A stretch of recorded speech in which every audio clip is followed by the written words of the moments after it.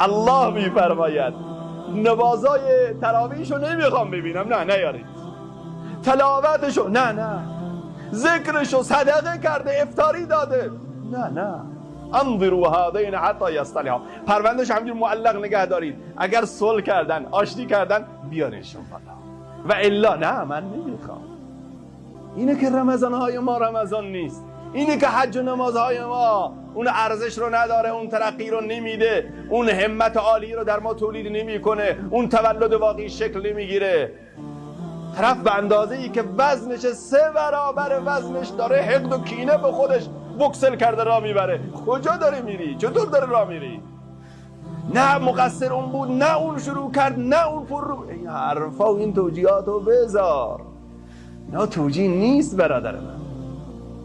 خصوصا اگر با قوم خیش باشه، با خواهر و برادر